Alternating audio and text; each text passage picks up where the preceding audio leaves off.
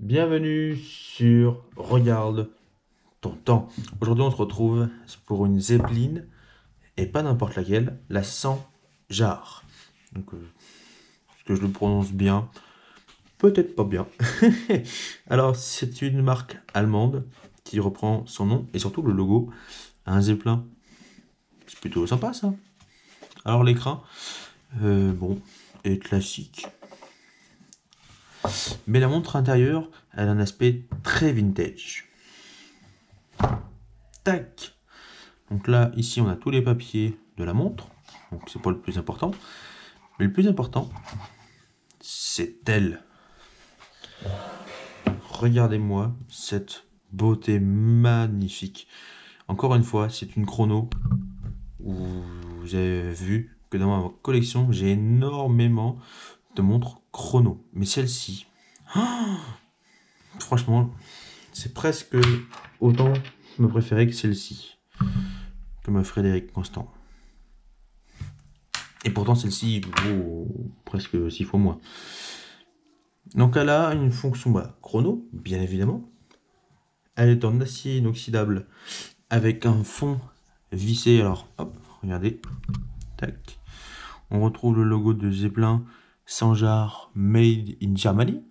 Hein, c'est pas une fait en Suisse, hein, faut pas déconner. Comme certaines montres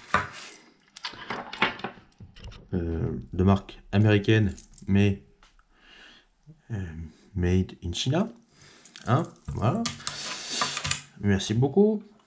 On a un verre minéral à l'avant, la pâte verre saphir, c'est une montre qui vaut dans les 250 euros. Donc c'est un prix tout à fait raisonnable. Surtout pour un look très vintage. Alors Zeppelin fait des montres ultra à look ultra vintage. J'adore cette montre et cette marque. Si vous voulez une montre à aspect vintage sans tous les ennuis qu'il peuvent y avoir, on est dedans. Au niveau du calibre, on a un calibre Ronda StarTech 5130D.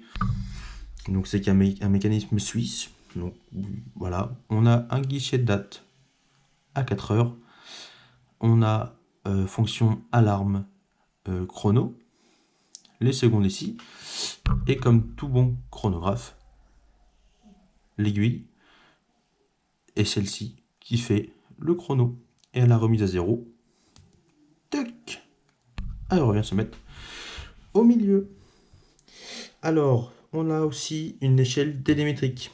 Ça permet de mesurer la distance d'une action à partir de la vitesse de propagation du son.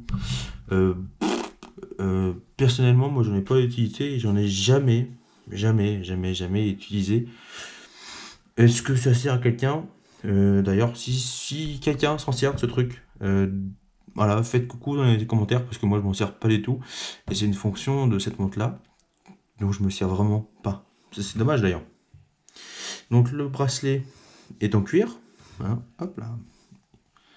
Ici. Et est en cuir. On est sur un boîtier. Hop là. On est sur un boîtier en 42 mm. Donc c'est plutôt correct. Hein, c'est pas trop gros. Et au poignet, ça donne ça au poignet. Hop. Au poignet, ça donne ça au poignet. C'est une montre qui fait ultra vintage avec une vieille voiture, ça le fait de ouf, même une vieille moto. Tout ce qui est un peu vintage, ça le fait, mais alors grave. Alors après, il faut aimer aussi cet aspect vintage, alors que j'en ai pas. Est-ce que c'est du vrai vintage? Ça, chacun ses goûts en fait. Hein, ça c'est comme les trous du cul. Tout le monde en a un. Bah, c'est pareil. C'était. C'est qui a dit ça? C'était Jess Blunt dans Top Gear. Voilà, ceux qui ont la référence. Donc voilà, c'est une belle montre. Aspect vintage, pas trop cher. Disponible chez Okara ou chez d'autres. C'est pas sponsor, on s'en fout. Mais voilà. Donc moi ça fait pareil, ça fait une année que je l'ai. Bah la pile, je l'ai pas encore changée. Elle va bien, elle se dérègle pas. Quoi demander de mieux? Hein? Avec un beau look vintage comme ça.